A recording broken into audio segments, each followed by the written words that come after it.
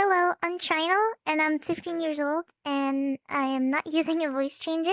I've been on Azil's channel before, but today we're going to be going into further details on everything that's been happening recently.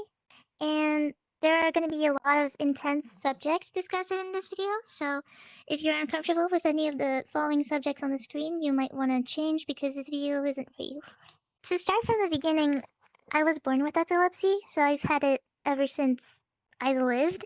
And it started developing way later in my ages. I think I started having my first seizures around when I was 3 to 4, maybe. And they were very light ones, like absent ones, and I had like one rarely. It started off very simple to a point where we didn't even know it was epilepsy at the start of it, because obviously usually doesn't present in children that young, Mm. at least not as consistent as it had for me.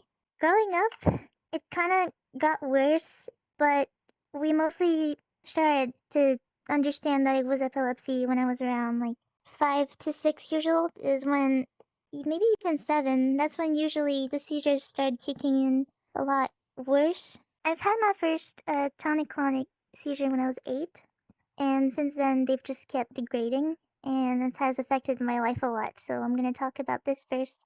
There are over 4,000 or roughly so types of seizures, so obviously I can't like say all the ones I have, but in the generalized one, I have pretty much all the kinds you can have for the most known ones. And the tonic-clonic seizure is the one that most people think of when you mention a seizure, which is the classic one you see in all movies or anything, is the one where the person drops down and starts convulsing repeatedly.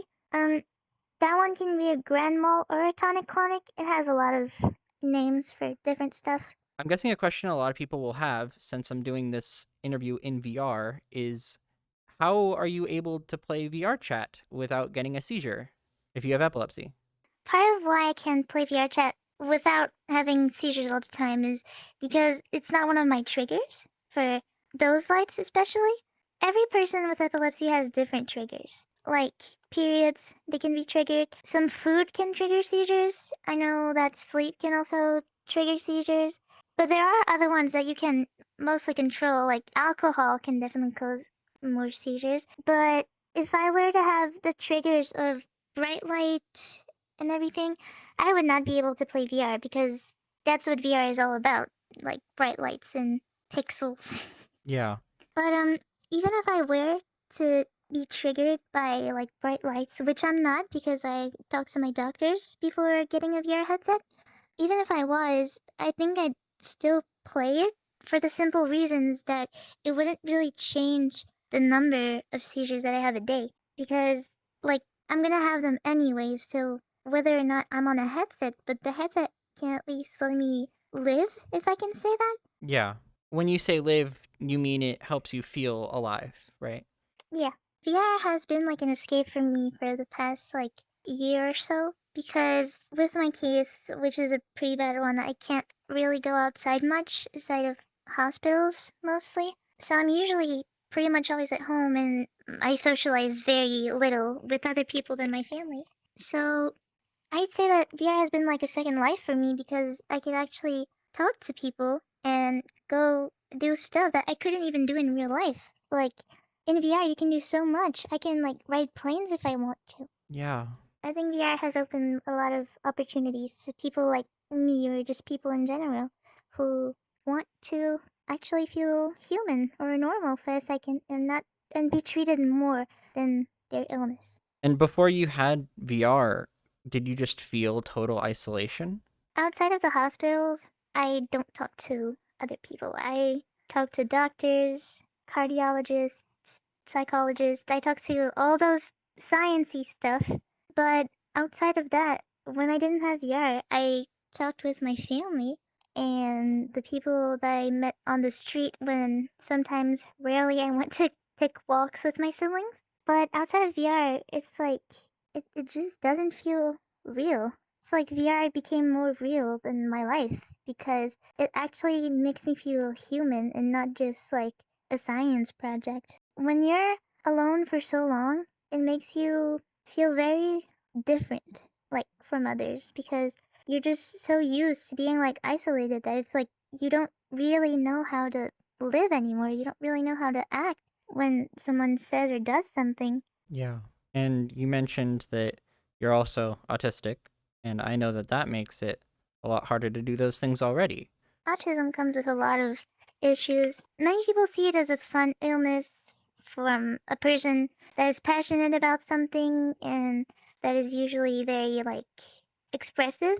And I get that. It makes sense. Autism can be a fun illness if you see it on that side. But there are other parts of it which are not fun that are not talked about enough in society right now. Like the hypersensitivity and all the troubles understanding people and then their emotions and the sensory processing issues are also a thing. It's hard to live with autism because you know you're different than others and they let you know because you can see that they don't act how you act and that they don't speak the same way you do and that they're not as passionate about stuff just like you are. And I think that has a really big impact on just how lonely it feels because even though you're surrounded by people, you know that they'll never understand stuff the way that you do. So it makes you feel like you're like from another planet, basically. So it sounds like two very big things that impact how your life is every day just make you feel completely different from everyone else. Yeah. How has VR changed that? Well, on VR, there are a lot of autistic people also that I've met. But there are also a lot of other people that, even though they don't have the same disabilities as me, it feels like they understand. Like on VR, it's like you can say stuff that in real life you can't really say in fear of being judged. You feel safer behind a headset because you're not talking to someone face to face that you've known all your life and that you know will not support you in a decision. People are more understanding online most of the time when they don't know you because if they know you to like a personal level, it'll just feel like they kind of like will judge your decisions. But it sounds like you've made a lot of friends here in virtual reality that you couldn't have made anywhere else. Yeah, I feel like most people that go online are usually people who are also trying to find an escape from reality, which kind of makes a big link to everyone in some way. It's to like everyone online is searching for the same thing, which is like peace. It makes you feel like a big family, so you can say stuff and people won't judge you for it. They just know that that's your way of letting go of the problems of the real world for a second, and they'll actually listen and they won't judge because they're in the same boat as you. I've had bad sides of it too. Like, people are very judging, mostly of stereotypes though. With my voice, especially with that, I've been called a lolly, I've been called a voice changer, I've been called a 4-year-old man, I've been called a pick me, I've been called an attention seeker, I've been called a lot of things. And that doesn't always bring nice people. I've had a lot of creeps come to me when they hear my voice and think I'm cute. I've been asked to moan before for people. I've been asked to like come to daddy and stuff like that. So it doesn't always have good sides, but the most of it is good. Yeah. You just have to be careful who you choose to hang out with, I'm guessing, but sometimes even your friends online, since it's just a platform, they'll be like, yeah, I can leave them, it won't hurt anyway because none of this is real. I know that some people think that, but like you grow attached to friends on here just like family. It's like you've known them all your life at some point. Yeah. And you're right that being careful about the people that you hang out with is important. And I think over the last year, I've seen you get a lot better at like being defensive against bad stuff that happens because it's been a while since we had a creepy guy like that one. Yeah, I know which one you're talking about. I had another one yesterday, but I'll tell you about it after the recording. Oh boy. But I mean, with time, VR chat can grow like to not be an escape anymore from all the drama happening on it. But for me so far, honestly, with all the things that have been happening recently, VR chat is like all I need. It's Yeah. like just a break. It's like having peace for a moment. Yeah. Maybe we could transition to like talking about my voice. Some people are always concerned on how the heck did I get it like that. Oh yeah, we could do that. Yeah. Of all the people that judge my voice, I've also seen a lot of people like telling me I'm faking it for the simple reason that is like that's what a lot of people do also. But sometimes I tell them the reason and they think it's fake, obviously, because I'm guessing other people have also lied about stuff like that. But in my case, my voice is real. I've been like that since 2013, and I've had 6 voice surgeries so far for to place my vocal cords back in and to like try to make it sound normal. I almost lost my voice. I almost became mute because of an infection in them because of the smoke of a fire accident that my sister mentioned in her video. Mm-hmm.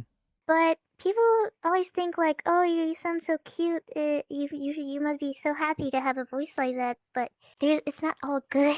It's not all good sides. But like when I go somewhere, I get called a child, and like just even in VR chat, when I go to Worlds, sometimes people are just like, "Oh, who's that kid? Kick them out of here." So I've learned to mostly just not talk when I'm around those kind of people. And I know that like people also don't understand that because of the infection and surgeries and everything, even if it sounds cute, I can't talk for so long before it starts to hurt.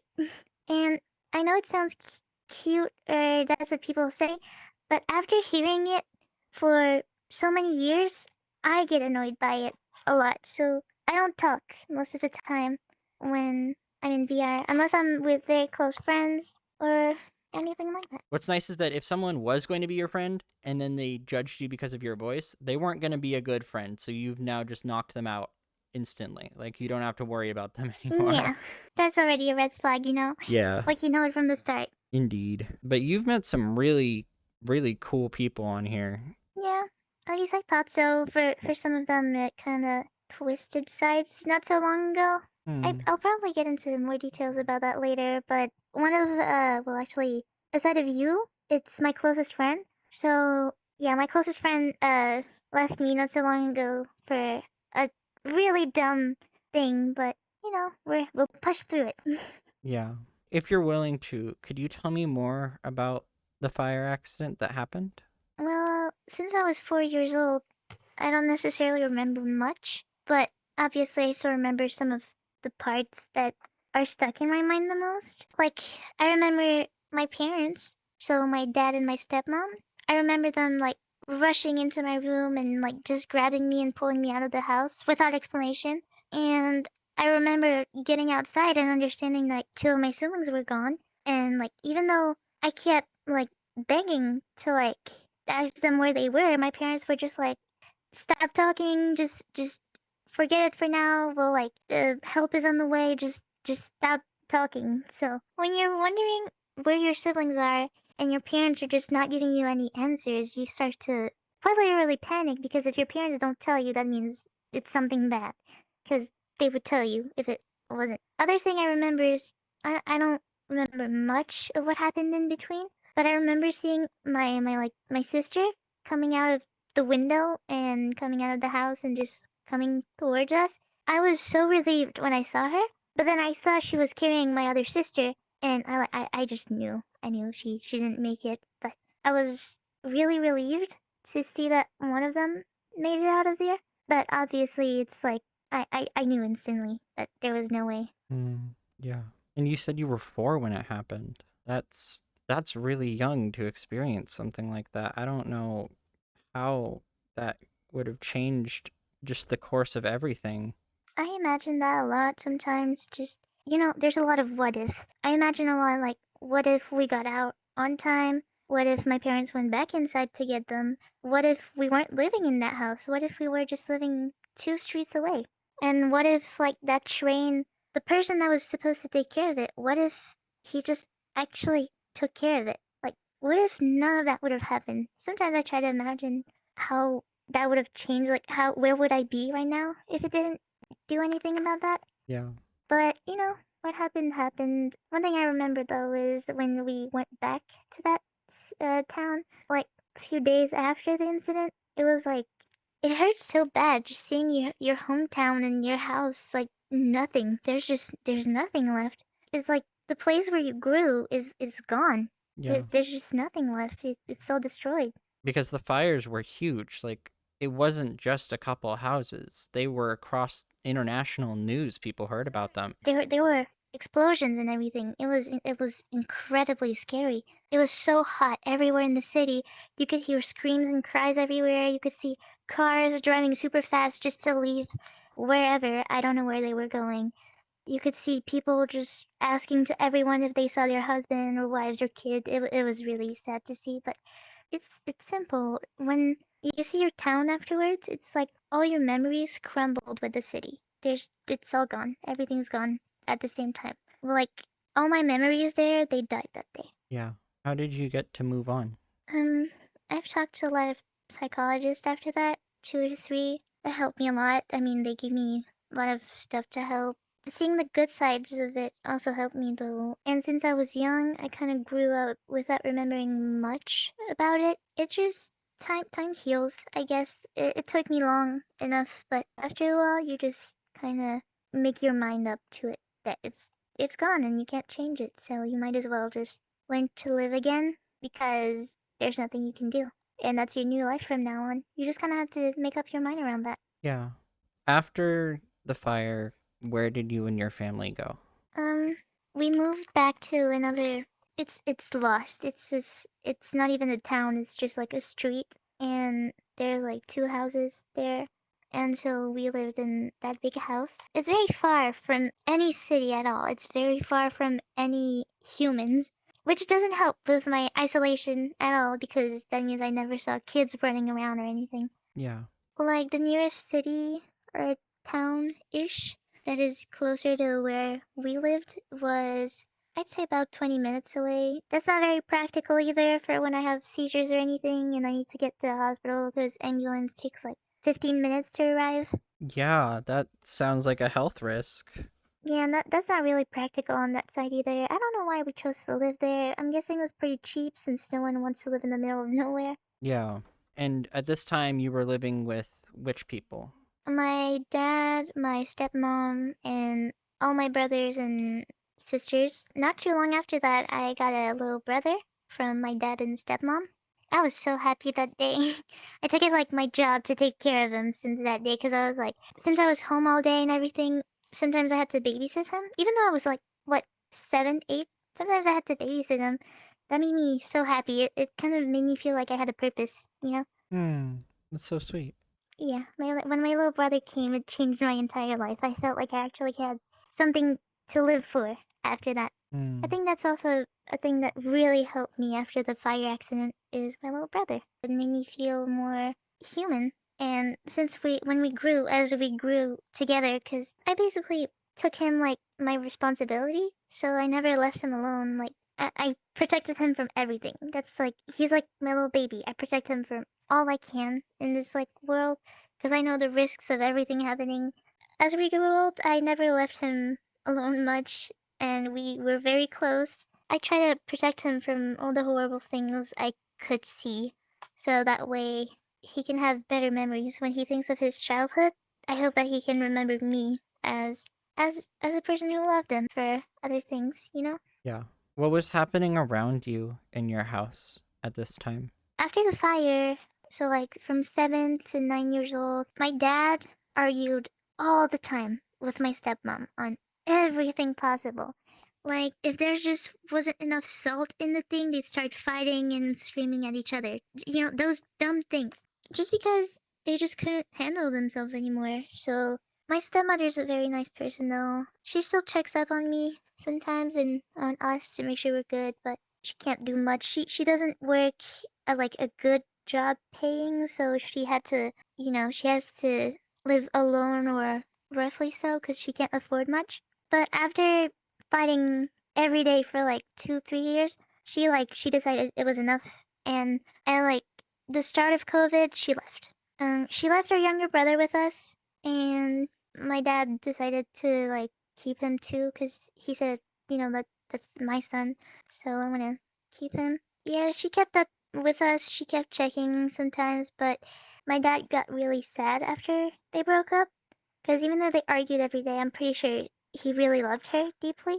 You know, humans sometimes to deal with sadness, they try to forget about it, and his way to forget about it was drinking. and he drank like a lot, too much. He drank too much. From the start of 2021 to all the way to 2023, he kept like drinking heavily and everything, pretty much every day.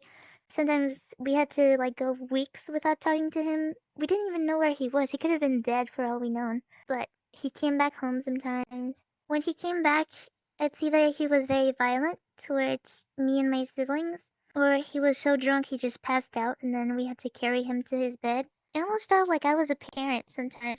But that became like daily things to do, so it wasn't that bad at the start of it.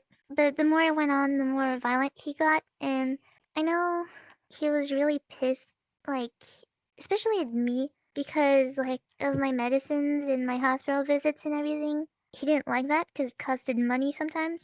And the more money he spends on his kid, like me, he had less to spend on alcohol and bars and, like, prostitutes. But most of the nights around 2022, like, especially at the end of it, most nights he came back home completely wasted. He drives like that, and he could barely stand up. I think he made a couple accidents, actually, not even kidding. But he came home, and most of the time he'd go to my sister, her name is Kate, or to me, or even my brothers sometimes. I never let him get to my younger brother though. That's like I told you, I protect him like my baby, so I was very careful about that. Whenever I heard him got home, I went to hide my little brother to a safe place, and we went to handle him. Um, Unfortunately, sometimes no one was home because we never knew when he came back, and sometimes no one was home, and he came home and I was alone. So, well, yeah, mostly. Sometimes it would end up with him hitting me, kicking me, stabbing me, cutting me, or in the really bad cases, he would rape me. I was 13 when he first did it, and he was 57. So that the first time I was really shocked because I didn't expect my dad to do this to me. And after 3 to 4 times, you just get used to it, which is horrible. You should get used to that. Now we're gonna get into heavy stuff. Okay, You got this. yeah. Um, yeah, those things happen daily usually. And yeah, no one really called him out, and I think that's pretty much my fault. I'm to blame for that. But I wanted to give him a chance. Maybe he would have tried to get himself back together. I just wanted to have a little bit of hope, but before he could even try to change, that night happened, and I think that's the day that I regretted forgiving him the most. Um, it was on February 19th. It was about 10:30 p.m., 10:35. Um, my dad came home. I was home with my oldest brother, my younger brother, and my other sister Kate. I heard the door, and I quickly messaged my brother to come help and not let him get to us while I hide us somewhere. So I grabbed my little brother. I went in my closet and I hid him kind of behind my clothes, and I like held him in my arm and I covered his ear. So he wouldn't hear anything. I heard them arguing, my brother and my father. They sounded really mad at each other. But then, like, they were just saying stuff like, "Don't come home. You don't have anything to do here. Just leave." My dad was just like, "You're gonna regret it if you don't let me access to what I want." So my brother repeated again, "Leave. You're not welcome in your house anymore." And then it was quiet. It was really quiet. That made me super worried because it's never quiet when my dad is home. And it got really quiet for a good like 3 seconds, maybe 3 to 5. It was so quiet. I was wondering if maybe it was a dream that I was having. And then there was this really loud banging sound. I don't really know what it was. I could not tell you 100%, but it went off for a good 30 seconds of banging and screaming. And then there was this really loud crack or tearing sound. And then I panicked. I didn't know what to do. My little brother didn't hear it. I was covering his ears. I took my phone. I was panicked. I didn't know what to do, so I messaged one of my close friends and I told him, "You need to help me. I just heard a crack." He knows my home situation. I say, "I just heard a cracking sound. and I'm really nervous. I don't know what to do. So I called him. I didn't speak because if I spoke, my dad would have found me. So I didn't speak. I messaged him and he said, call the police. There's no time for that. So I called the police. I think my sister did too. Um, by the time they got here, my dad was like hitting the door to break it down. Sorry. You're doing great. Officers came in the house. They got him handcuffed and everything. And one of them told us, you can come out now. So my little brother kept asking what happened.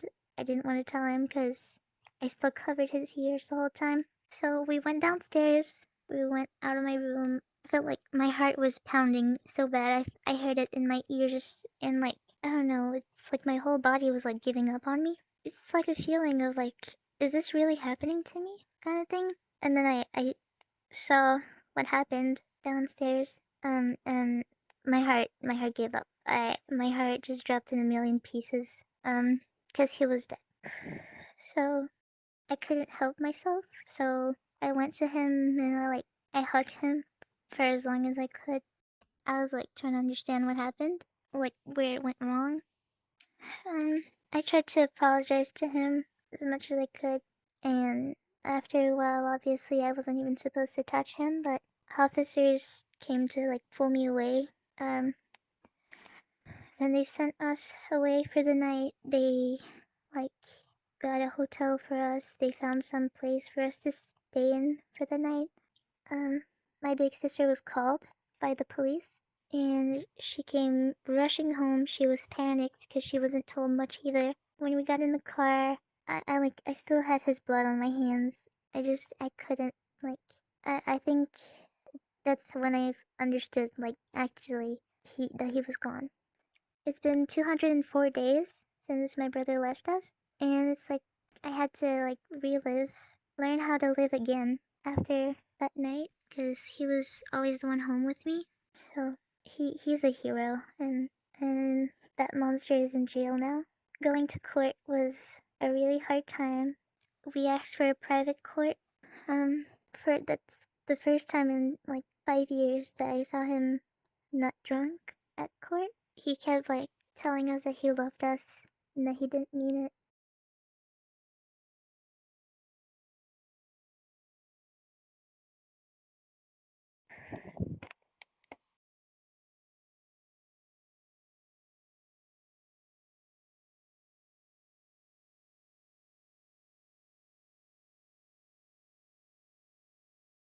Sorry. Nothing to be sorry about.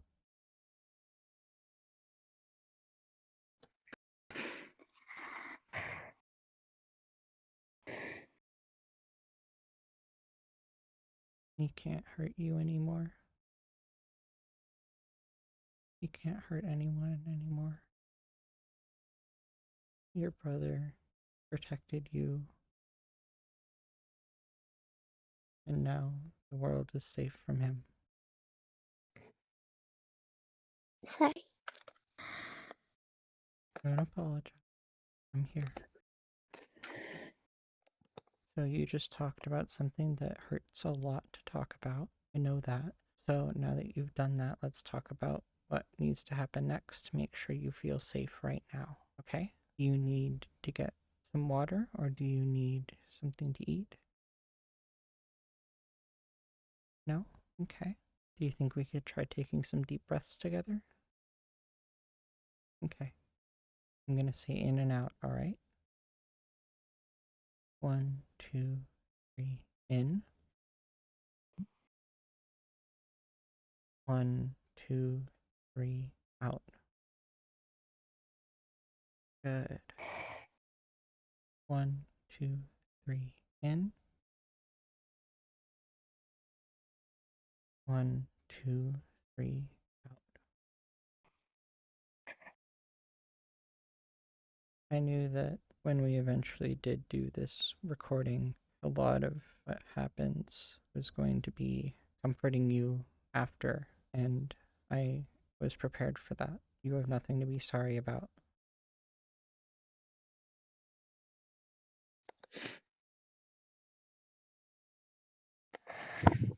I'm okay. You don't have to be. I don't think I've ever met a more beautiful soul. I want you here as long as the universe will let you stay.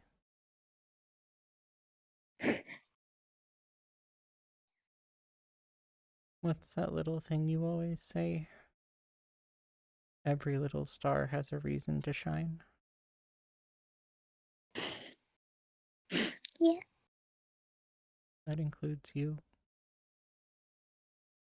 Thank you for being here. Thank you for giving me the chance to protect you in every way I can. I've never seen someone with so much to give have so much taken from them and still be so cheerful and bubbly and energetic. I can't understand it. You managed to continue to be a beacon of light for so many, despite seeing so much darkness that you should not have had to see. But that's my purpose. If I can't get a job and help people, I can at least help them cheer up. You do an amazing job. Please never stop shining.